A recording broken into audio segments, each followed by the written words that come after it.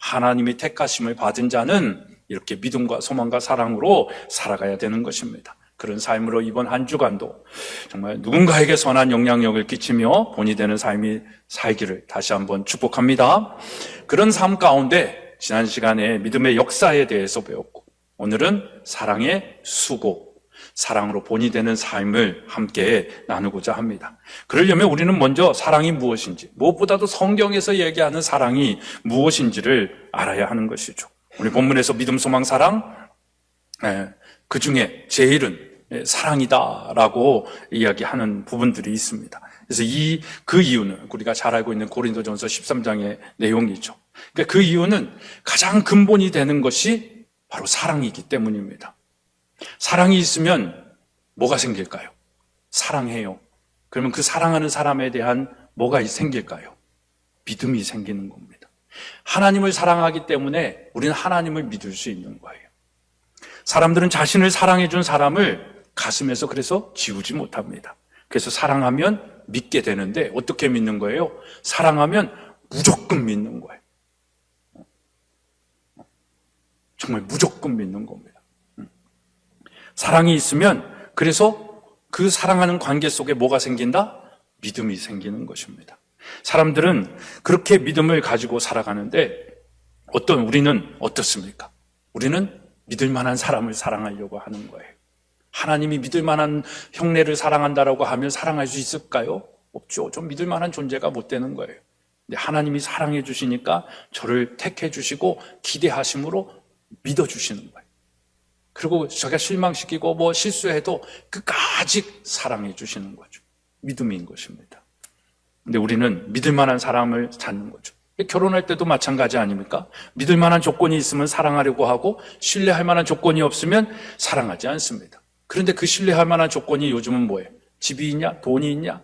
이런 거 아니겠습니까? 믿을 만한 대상과 계약을 맺고 살아가려고 하는 것이죠. 그러나 하나님께서는 사랑하면 믿음이 생긴다라고 얘기를 합니다. 여러분들이 저를 사랑하면 뭐가 생긴다? 저에 대한 신뢰가 생기는 거예요. 그 믿음이 있으면 말이 들려지는 겁니다.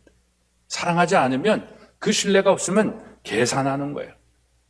자기의 생각과 맞나 안 맞나? 그러니까 들려지지가 않을 수도 있는 겁니다. 소망도 마찬가지입니다. 사랑하면 소망을 가지게 됩니다. 남들은 모두 끝이라고 안 된다고 얘기를 해요. 근데 사랑하면 끝이 아니라 시작이다라고 생각을 하는 거죠. 전인기독학교 다 안 된다고, 다 저거 갖고 되겠냐고 했죠. 근데 하나님이 이 땅에 이 학교를 시작하신 소망이 있기 때문에, 기독학교 이 땅에 소망임을 알기 때문에 지금도 힘들어도, 지금도 없어도 할 수 있는 겁니다. 그 소망 때문에. 남들은 모두가 끝이라고 말할 때 그 사람을 사랑하게 되면 끝이 아니다라는 거죠. 그러나 우리는 소망이 보이는 그런 사람만을 사랑하려고 하는 거예요. 그러니까 뭔가 멋지고, 뭔가 말 잘하고, 뭔가 그럴듯하고, 뭔가 자기들이 보기에 좋다라고 생각하는 사람들, 그런 사람들을 사랑하려고 하는 겁니다. 쉬운 말로 뭔가 될 법한 사랑, 그리고 나에게 뭔가 유익이 될 만한 사람들을 사랑하는 것이죠. 그러니까 그런 계산이 안 맞아떨어지면 사랑 안 하는 거예요. 여러분, 가장 그런 차원에서 위대한 것은 사랑이다. 그래서 믿음, 소망, 사랑, 그 중에 제일은 사랑이다라는 겁니다. 가장 가치 있고 가장 근본이 되고 가장 핵심되는 것이 사랑이라는 겁니다. 완전한 하나님의 나라가 임하기 전에, 혹은 우리가 완전한 하나님 나라에 들어가기 전에 이 땅에서 순간순간 살아가지만 그 순간을 사는 우리들이 영원에 잇대어 살아가는 방법, 그것이 바로 무엇이다? 사랑이다라는 것입니다. 사랑으로 믿음, 사랑의 근간으로 소망. 그런데 쉽지 않습니다. 그래서 오늘 본문에서는 뭘 얘기하는 거예요? 사랑에 우리의 무엇이 있어야 된다? 오늘 본문이 아니군요. 우리가 외우는 이 말씀에 사랑의 수고죠. 여러분, 수고는 헬라어로 코포스라는 단어를 쓰는데 이 의미는 노고, 힘든 노력, 피로, 고통이라는 뜻을 담고 있습니다.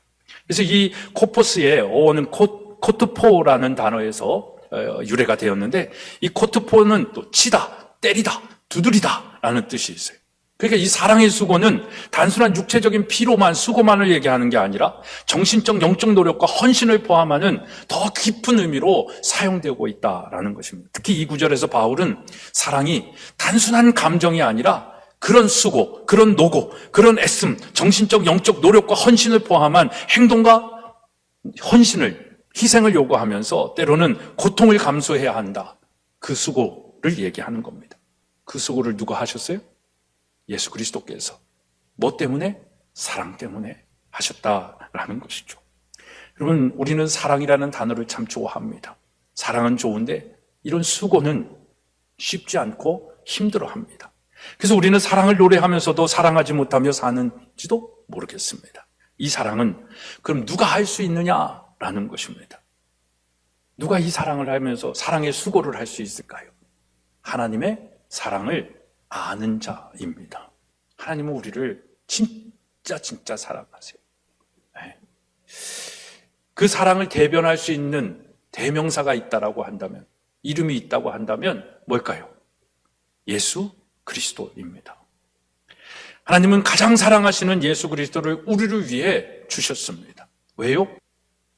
우리를 사랑하시기 때문에. 그러면 하나님이 예수님을 더 사랑하시는 거예요? 우리를 더 사랑하시는 거예요? 우리를 사랑하신 것, 나를 사랑하시기 때문에 예수 그리스도를 우리를 위해 주신 것 아닙니까? 그래서 우리가 해결하지 못하는 죄의 문제, 우리가 해결하지 못하는 이 인생의 문제, 이것을 해결하기 위해서 하나밖에 없는 하나님이 사랑하시는 그 예수 그리스도를 이 땅에 보내신 거예요. 그리고 예수님을 우리를 위해 기꺼이 죽으시게 하신 것이고, 예수님은 그 하나님의 사랑에 소망이 있기 때문에 기꺼이 죽으신 것입니다. 그 하나님이 예수 그리스도를 통한 우리를 사랑하심을 기억하고 되새기고 찬양할 때 눈시울도 붉어졌으면 좋겠어요. 여러분, 하나님은 예수 그리스도를 믿는 자마다 멸망치 않는 영원한 생명을 주시기 위해 예수 그리스도를 우리에게 보내셨단 말입니다. 이것이 우리에게 아무 조건 없이 거저 주신 하나님의 아가페입니다. 사랑입니다. 우리는 그 갚을 수 없는 그 한량없는 은혜, 이 한량없는 은혜를 우리는 갚을 길 없는 사랑이다, 또 이렇게 얘기하는 거죠. 이 은혜를 아는 교회 되었으면 좋겠고요, 이 은혜를 아는 우리 한 사람 한 사람이 되었으면 좋겠어요. 저는 이 세상이 강팍한 이유가 이 은혜를 잊어버렸어요. 이 귀한 은혜를 너무 값싼 은혜로 만들어버렸어요. 그랬대. 교회에서 들려지는 그 얘기로 그냥 한 귀로 듣고 한 귀로 흘려버리는 그런 은혜가 돼버렸어요. 얼마나 아프실까요? 얼마나 후회하실 마음이 있지 않을까요? 그 은혜를 잃어버린 우리의 모습을 본다면, 내가 괜히 아들을 보냈어. 괜히 내가 아들에게 고생시켰어. 그 고통을 당하게 했어. 후회하지 않을까요? 후회함이 없으신 하나님이라고 믿지만, 그렇게 되려면 우리가 이 은혜를 알아야 됩니다. 여러분, 이 은혜를 아는 자와 교회는 어떻게 살아갈까요? 예수님은 그 은혜를 아는 자는 이렇게 살아야 된다고 오늘 본문에서 말씀하시는 겁니다. 내 마음을 다하고 목숨을 다하고 뜻을 다하여 주 너의 하나님을 사랑하라. 이게 첫 번째 되는 계명이고, 두 번째 계명이 이와 같으니 너의 이웃을 너 자신과 같이 사랑하라 하셨으니, 이 두 계명이 율법과 선지자의 강령이다 라고 얘기를 합니다. 내 이웃을 내 자신과 같이 사랑하라. 우리 자신은 어떤 존재입니까? 하나님이 사랑하는 존재예요. 하나님이 사랑해서 그 아들을 주시기까지 사랑한 그런 존재단 말입니다. 그 자신이 받은 사랑을 가지고 내 이웃을 사랑하라 라고 얘기합니다. 그래서 은혜를 아는 자는 하나님을 사랑하고 이웃을 사랑하며 살아가는 거예요. 이 사람을 누구라고 얘기하는 거예요? 그리스도인이다 라고 얘기합니다. 우리 모두 그리스도인 되기를 축복합니다. 교회만 다니지 말고 정말 교회로서 그리스도인으로 살았으면 좋겠습니다. 그런데 우리는 이런 얘기들을 부담스럽게 생각을 합니다. 그 이유는 사랑받는 건 좋은데 사랑하는 건 힘들잖아요. 근데 예수님은 너 자신은 내 이웃을 내 몸과 같이 사랑하라고 하면서 그 이웃의 범위를 어디까지 확장시키시는 거예요? 원수까지 확장시키는 겁니다. 원수까지 또 사랑하는 거예요. 그러니까 사랑에는 뭐가 필요한 거예요? 수고가 필요한 겁니다. 좋아하고 마음에 맞는 사람 사랑하는 것에 수고가 필요 없어요. 수고했다라고 얘기하지도 않을 겁니다. 그러나 하나님이 죄로 인해 원수된 우리를 위해 아들을 주시기까지 사랑하셨듯이 누군가를 사랑하는 것, 그 참사랑의 본을 따라서 우리도 그 사랑의 본을 실천하는 데에는 수고함이 필요한 것입니다. 근데 참 사랑하기 힘든 세상이 되었어요. 왜냐하면 세상은 너 자신을 사랑하라 라는 메시지를 우리에게 주구장창 던지고 있는 겁니다. 들려지는 메시지, 보는 유튜브나 이 매체들은 다 너 자신을 사랑하라고. 이기적으로 살아도 괜찮아. 개인주의적으로 살아도 괜찮아. 세상은 너를 위하여 존재하는 거야 라고 착각하게 만드는 겁니다. 그러면서 사랑의 본질을 훼손시키는 거죠. 여러분, 사랑의 본질은 뭡니까? 주는 것입니다.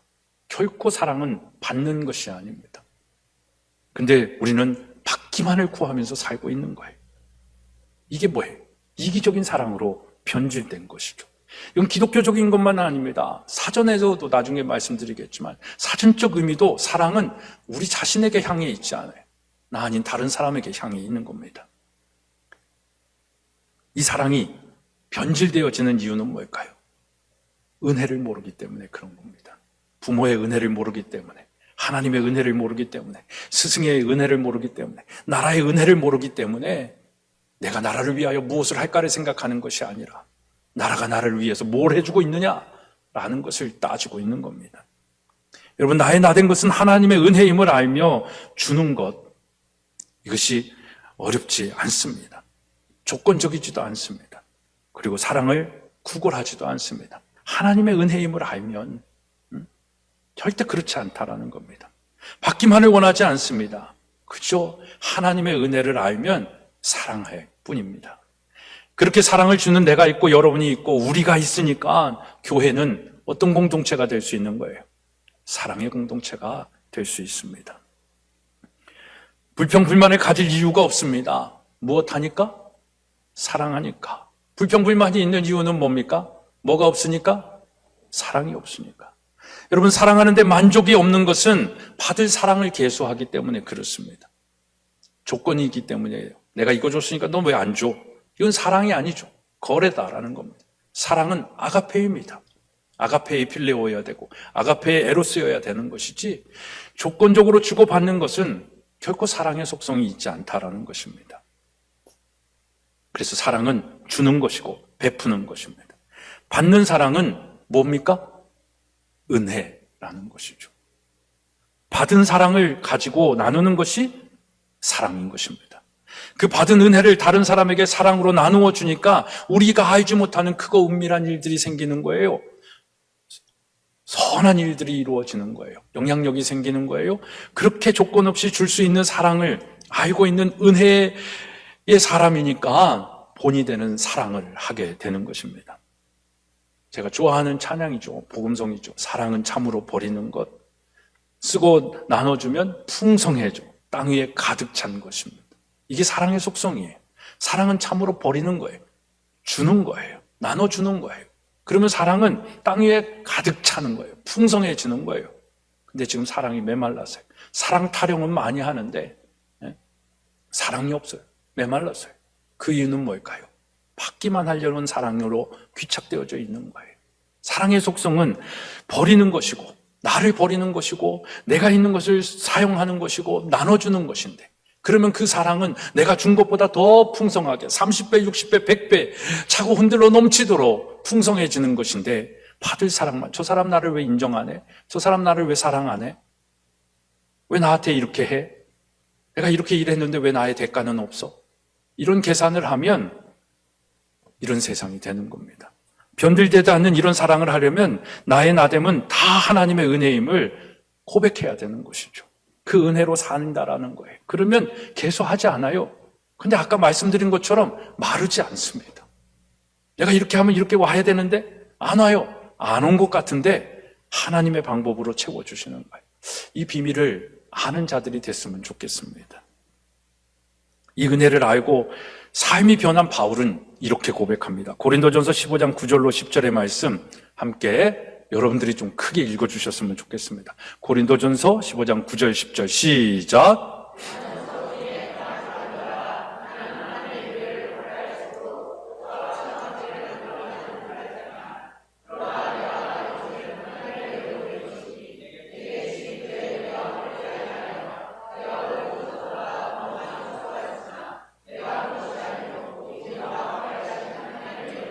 바울은 나의 나 된 것은 하나님의 은혜라고 고백하고 있습니다. 그래서 자기가 받은 하나님의 은혜가 헛되지 않게 더 많이 무엇하고 있다?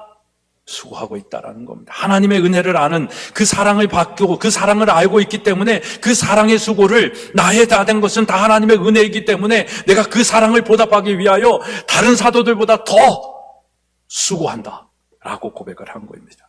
그리고 나와 함께 하신 하나님의 은혜임을 고백하고 있는 것입니다. 이것이 사랑받은 자의 마땅한 모습이 아니겠습니까? 오늘 우리가 믿는 하나님은 바울이 믿는 하나님과 다른 분일까요? 똑같은 하나님을 믿으며 바울은 그 사랑의 은혜에 보답하며 누군가를 위해 사랑의 수고를 다른 사람보다 더 한다고 고백하는데 우리는 똑같은 사랑, 아니 어떻게 보면 더 큰 은혜를 누리고 사랑받은 자로 살고 있으면서 어떤 사랑을 하고 어떤 수고를 하며 살아가고 있을까요? 그런 사랑의 은혜를 알고 있는 자에게 예수님은 오늘 우리에게 계명을 주십니다. 하나님을 사랑하라라고 얘기하십니다. 하나님의 사랑을 받았기 때문에 이제 너희가 그 사랑에 반응하면서 보답하면서 하나님을 더 마음과 뜻과 정성을 다하여 사랑하라고 얘기하고 있습니다. 하나님을 사랑하십니까? 저는 하나님을 사랑한다는 표현은 하지만 하나님을 향한 사랑에 또 다른 표현이 있다라고 한다면 그게 바로 경외라는 것입니다. 여호와를 경외하는 자. 누군가를 존경하고 우러러보는 마음도 사랑의 마음입니다. 그런데 그 존재가 너무 큰 겁니다. 상대할 수 없을 만큼 큰 존재입니다. 그때는 사랑이라는 단어보다는 존경하고 그 마음을 담은 표현을 경외한다, 리스펙트한다. 요즘 아이들은 그렇게 표현하죠. 그래서 저는 하나님에 대한 우리의 사랑은 여호와를 경외하는 삶이다라고 얘기하는 것입니다. 우리의 마음과 뜻과 정성을 다하는 사랑은 그래서 무엇을 통해서 표현되는 거예요? 예배인 것입니다. 여러분 예배에 마음과 뜻과 정성을 다하십니까? 예배하기 위하여 여러분들은 어떤 몸담장을 하고 어떤 모습으로 오십니까?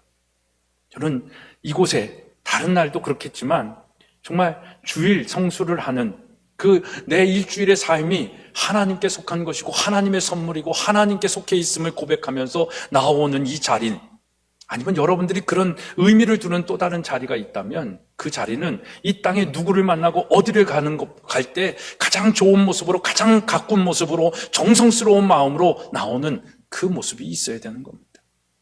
저라고 뭐 넥타이 풀르고 청바지 입고 나올 줄 몰라서 이러고 나오겠습니까? 물론 이건 저의 개인적인 신앙의 고백입니다. 이게 여러분들에게 율법은 아닙니다. 우리에게 준 율법은 하나님을 사랑하는 거예요. 그 율법을 행하는 우리의 행동 방침이 각양각색일 수 있습니다. 그걸로 판단하고 정죄하지는 않습니다. 그래서 여러분들 스스로가 그런 정성스러움을 가지고 예배하는 삶을 사느냐라는 것에 대한 질문인 것입니다. 예배는 마음과 뜻과 정성을 다하여 목숨을 다하여 드리는 것입니다. 그런 드림의 삶을 이런 예배의 시간뿐만 아니라 여러분들의 삶의 영역에서 그렇게 살아보십시오. 하나님이 안 책임져 주시겠어요? 궁핍하게 하시겠어요? 형통의 은혜를 거두어 가시겠어요? 아닙니다. 여러분이 하나님을 사랑하는 그 모습을, 그 증거를, 그 표시를 표현해 보십시오. 얼마나 기뻐하시겠어요? 얼마나 흐뭇해 하시겠어요? 아들을 주시기까지 사랑했더니 너가 내 아들과 같이, 내 딸과 같이 그렇게 이 땅에서 마음과 뜻과 정성을 다하여 살고 있구나. 내가 할 수 있는 모든 것들을 너에게 주노라. 그게 상속자의 축복 아니겠습니까? 여러분, 표현하지 않은 사랑은 사랑이 아니라고 하지 않습니까? 여러분들의 예배의 모습과 시간과 정성을 보면 여러분이 하나님을 사랑하고 있는지 아닌지는 저도 볼 수 있습니다. 저도 느낄 수 있습니다. 교회를 사랑하라는 게 아닙니다. 근데 요즘은 교회가 하나님은 아니다라는 논리를 피고 뭐 이런저런 얘기들을 많이 하면서 그냥 자기 마음대로 예배를 드리고 정말 코로나 때는 그럴 수밖에 없었지만 이젠 그 시간이 지나도 형편에 따라서 온라인 예배 드리고 온라인으로 헌금 쏘면 되지. 우리가 온라인 계좌를 안 만드는 이유가 다른 이유가 없습니다. 만들면 교회 재정에는 도움이 되겠죠. 그러고 싶은 마음이 없는 거예요. 누가 나한테도 저한테도 그런 얘기를 하고 제안도 했습니다. 전 그거 할 필요가 없다라고 했어요. 그거 없다고 교회가 운영이 안 되는 것도 아니고 부족하면 부족한 대로 또 하면 되니까. 마음과 뜻과 정성, 이건 우리의 삶을 얘기하는 거예요. 그래서 삶의 예배를 드리셔야 됩니다. 그래야 우리가 그나마 은혜에, 그 사랑에 반응하며 사는 거예요. 뭘 받기 위해서 이렇게 하면 하나님이 축복 주신, 이게 아니라 이미 우리는 다 받았기 때문에 그 은혜는 절대적인 은혜잖아요. 감사잖아요. 더 받을 계산할 것도 없어요. 그렇기 때문에 그 은혜, 그 사랑에 우리가 반응하기만 하면 하나님은 우리의 필요를 따라서 공급하시는 것입니다. 여러분, 사랑하면 남이 보이지 않는다라고 얘기합니다. 주변 사랑 생각하지 않는 거예요. 그냥 사랑하는 겁니다. 내 형편과 사정을 이야기하지 않습니다. 그냥 사랑하는 겁니다. 그럼에도 불구하고 사랑하는 것입니다. 이 사랑이 예수님이 말씀하시는 마음과 뜻과 정성, 목숨을 다하는 사랑인 것입니다. 그리고 그 하나님을 사랑하는 그 은혜 받은 자의 사랑이 이제는 누구를 향해 가는 거예요? 하나님과 이제는 이웃을 가라는 겁니다. 그래서 두 번째 사랑은 이웃 사랑입니다. 내 이웃을 내 몸과 같이 사랑하라. 하나님의 은혜를 받은 사람은 이제 나 자신을 위해, 내 가족만을 위해 살 필요가 없다라는 걸 아는 거예요. 나보다 나를 더 사랑하는 이가 있음을 알고 있기 때문에. 그러면 하나님이 우리를 사랑하는 그 은혜를 알기 때문에, 독생자의 아들을 이 땅에 보내심을 알고 있기 때문에 그 사랑을 값없이 받았기에 그 은혜에 반응하면서 살아가는 것입니다. 그래서 그 은혜를 받은 우리는 더 이상 나 자신을 위해서 살지 않는 거예요. 존재하지 않습니다.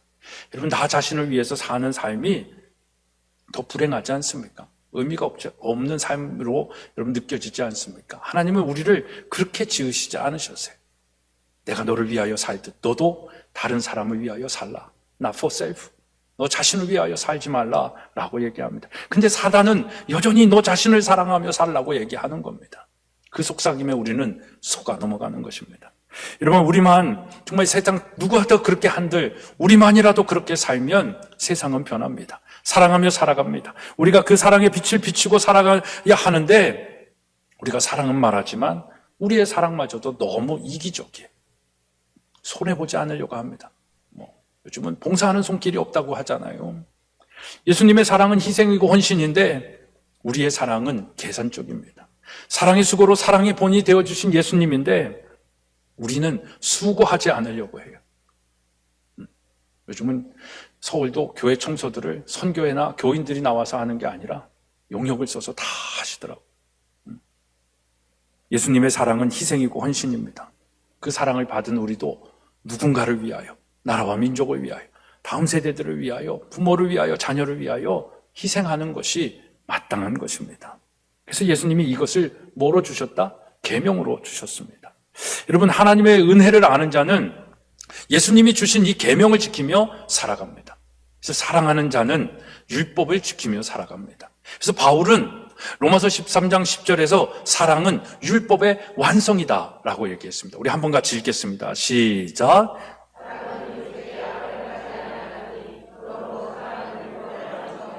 바울은 사랑을 율법의 끝이다라고 표현하지 않고 율법의 완성, 그 의미는 율법의 성취다라는 의미를 가지고 있습니다.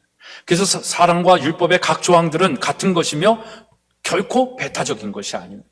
율법이 굉장히 엄격하고 뭔가 지켜야 할 부담감들이 많잖아요. 근데 그것이 사랑하면 그러면 안 되는 거 아니야 라고 생각할 텐데 그렇지 않다라는 것이죠. 사랑을 실천하려면 율법이 필요한 것입니다. 그래서 율법을 실천하려면 또 사랑의 정신이 필요한 것입니다. 바울은 이 이웃 사랑을 어떻게 율법을 완성하는지에 대해서 로마서 13장 9절로 10절에서 이렇게 얘기합니다. 10계명을 얘기하면서 간음하지 말라, 살인하지 말라, 도둑질하지 말라, 탐내지 말라 한 것과 그 외에 다른 계명들이 있지 않냐? 그런데 그 계명들이 있는데 내 이웃을 내 자신과 같이 사랑하라 하신 그 말씀 가운데 다 들어있는 것이다라는 거예요. 그러니까 내 이웃을 내 몸과 같이 사랑하면 그 모든 율법이 다 그 사랑 안에 있기 때문에 그 율법을 다 지키는 거야. 그래서 사랑은 율법의 완성이야. 율법을 완성시키고 싶어? 그럼 사랑해 라고 얘기하는 것입니다. 여러분, 이웃을 사랑하는 사람은 당연히 이런 간음과 살인과 도둑질과 탐내지 않는 것, 이런 것들을 하지 않을 것입니다. 이런 부당한 행위들을 하지 않습니다. 또 이웃을 사랑하는 사람은 이런 일을 하지 않을 뿐만 아니라 오히려 적극적인 이웃의 유익을 위하여 노력하며 사는 것이죠. 그래서 사랑은 율법의 완성이다라고 얘기합니다. 그래서 우리 믿음의 사람들은 하나님께서 우리를 사랑하신 그 아가페의 사랑처럼 이웃을 사랑하는 거예요. 그래서 조건이 없는 겁니다. 율법은 내 이웃을 내 몸과 같이 사랑할 것을 요구하죠. 계명으로 주셨어요. 강령으로 주셨어요. 그래서 예수님께서는 제자들에게 내가 너희를 사랑한 것 같이 너희도 서로 사랑하라 라고 말씀도 하십니다. 명령은 새 계명이 아니라 어떻게 보면 이전부터 우리에게 주어진 율법이요 말씀이요 계명입니다. 그러나 우리는 이전에 우리의 죄성 때문에 이웃을 사랑하지 못하고 이기적으로 살았어요. 하나님을 사랑하지 못하고 내 욕심을 사랑해서 우상을 만들면서 사랑했단 말입니다. 근데 예수님이 이 땅에 오셔서 진정한 사랑이 무엇인지, 이웃을 사랑하는 것이 무엇인지를 우리에게 알려주셨고, 그 사랑의 실천은 모든 율법의 요구를 완성시켜주며 동시에 우리의 삶을 행복하게 하고 모든 관계들이 형통하게 해주신 거예요. 이 사랑을 우리가 알아야 됩니다. 그래서 사랑의 개념을 알아야 됩니다. 사랑은 일반적인 아까 말씀드린 것처럼 사전적 의미를 찾아봐도 나를 향해 있지 않습니다. 사전의 뜻을 보면 어떤 사람이나 존재를 몹시 아끼고 귀중히 여기는 마음 또는 그런 일, 어떤 사물이나 대상을 아끼고 소중히 여기거나 즐기는 마음 또 그런 일, 남을 이해하고 돕는 마음 또는 그런 일, 이게 사랑이라는 정의입니다. 거기에 나를 사랑하라는 말이 없어요. 이런 사랑의 의미를 우리가 알고 있어야 됩니다. 그래서 사랑은 이타적인 겁니다. 나를 사랑하는 것, 나를 생각하는 것이 아니라, 내게 속한 것을 사랑하는 것이 아니라 다른 것을 사랑하는 거예요. 근데 오늘 우리가 이 세상을 사는 이 세상이 말하는 사랑은 뭡니까? 너 자신을 사랑하라는 거예요. 그래서 너 하고 싶은 대로 살라는 거예요. 너가 원하는 대로 살라는 거예요. 너 생각이 맞아. 너가 기준이야. 그렇게 살아. 라고 얘기하는 거예요. 거긴 다른 사람이 없어요. 그게 너 하고 싶은 대로 살아라고 하니까 가지고 싶은 게 있으면 갖는 거예요. 근데 그게 충족이 안 되면 화가 나는 거예요. 그러니까 폭력이 나오는 거예요. 부모를 때리는 거예요. 부모의 재산을 내 것이다라고 하는 거예요. 자녀가 미운 거예요. 그래서 자녀를 죽이는 거예요. 이런 세상이 된 겁니다. 여러분, 우리가 사전적 의미만 가지고 살아도 행복하지 않겠습니까? 근데 하나님의 사랑은 거기에 머물지 않는 거예요. 수고하시고 희생하시고 죽으시는 사랑인 것입니다. 우리는 이 정의마저도 왜곡하고 나 중심적으로 살고 있는 겁니다. 그래서 세상이 이기적이고 자기중심적이라고 비판하지만 그리스도인 우리 자신도 수고할 줄 몰라요. 사랑할 줄 몰라요. 받을 사랑만 계속하고 있는 거예요. 성경이 말하는 사랑은 이것입니다. 요한일서 4장 10절에 사랑은 여기 있으니 우리가 하나님을 사랑한 것이 아니요 하나님이 우리를 사랑하사 우리 죄를 속하기 위하여 화목제물로 그 아들을 보내셨습니다. 사랑은 받는 것이 아니라 주는 것, 희생하는 것이다. 손익 계산에 의한 삶이 아니라 아들까지 또 주는 사랑인 것입니다. 이 사랑을 받은 사람이 누구입니까?